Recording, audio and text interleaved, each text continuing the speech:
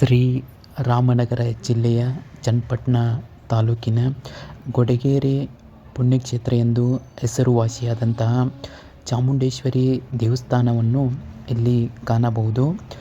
ಈ 60 ಅಡಿಯ ತಾಯಿಯ ಮೂರ್ತಿಯು ಅಘೋರಿಗಳ ಪ್ರೇರೇಪಣೆಯ ಮೇರೆಗೆ ಹಾಗೂ ತಾಯಿಯ ಅಪ್ಪಣೆಯ ಮೇರೆಗೆ ಸ್ಥಾಪಿತವಾಗಿದೆ ಎಂದು ಹೇಳಬಹುದು. ಈ ತಾಯಿಯ ಮೂರ್ತಿಯು 18 ಭುಜಗಳುಳ್ಳ 60 ಅಡಿ ಎತ್ತರದ ಪಂಚಲೋಹಗಳಿಂದ ಕೂಡಿದ ತಾಮ್ರ, ಚಿನ್ನ, ಬೆಳ್ಳಿ, ಹಿತ್ತಾಳೆ, ಕಬ್ಬಿಣ ಈ ತರಹದ ಪಂಚಲೋಹಗಳಿಂದ ಕೂಡಿದ ಮೂರ್ತಿಯನ್ನು ಇಲ್ಲಿ ಕಾಣಬಹುದು. ಈ ಹಿಂದೆ ಬಸಪ್ಪನವರು ಅಸುನೀಗಿದಾಗ ಈ ಕ್ಷೇತ್ರಕ್ಕೆ ಹಳ್ಳಿಕಾರ ಒಡೆಯ ಎಂದು ಪ್ರಸಿದ್ಧಿಯಾದ ವರ್ತೂರು ಸಂತೋಷ್ ಅವರು ಕಾಣಿಕೆಯಾಗಿ ಬಸಪ್ಪನವರನ್ನು ಕೊಟ್ಟಿದ್ದಾರೆ.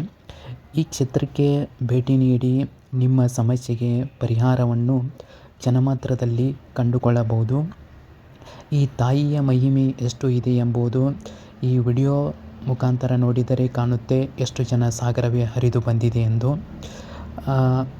ನಿಮಗೆ ಯಾವುದೇ ಸಮಸ್ಯೆ, ಶತ್ರುಕಾಟ, ಮಾಟಮಂತ್ರ ಇದ್ದರೆ ಕೆಲ ಜನರು ಕಲ್ಲುಪ್ಪು ಅಥವಾ ಹರಳುಪ್ಪಿನ ಮುಖಾಂತರ ತಾಯಿಯ ಹರಕೆಯನ್ನು ಸಲ್ಲಿಸುತ್ತಾರೆ.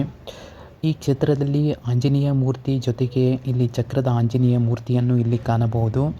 ಈ ಕ್ಷೇತ್ರಕ್ಕೆ ಬಂದಂಥ ಭಕ್ತಾದಿಗಳು ತಮ್ಮ ಎಲ್ಲ ಸಮಸ್ಯೆಯ ಹರಕೆಯನ್ನು ಕಾಯಿಯನ್ನು ಕಟ್ಟಿ ತಾಯಿಯಲ್ಲಿ ಬೇಡಿಕೊಳ್ಳುತ್ತಾರೆ. ಈ ಕ್ಷೇತ್ರದಲ್ಲಿ ಶ್ರೀರಾಮ ಜಯರಾಮ ಎನ್ನುವ ತೂಕದ ಕಲ್ಲನ್ನು ಇಲ್ಲಿ ಕಾಣಬಹುದು.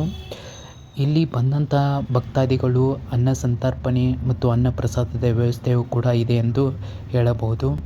ಇಲ್ಲಿ ತಮ್ಮ ಸ್ವಂತ ಮತ್ತು ಪ್ರೈವೇಟ್ ವಾಹನಗಳ ವ್ಯವಸ್ಥೆಯು ಕೂಡ ಇಲ್ಲಿ ಕಾಣಬಯಸುತ್ತದೆ ಎಂದು ಹೇಳಬಹುದು.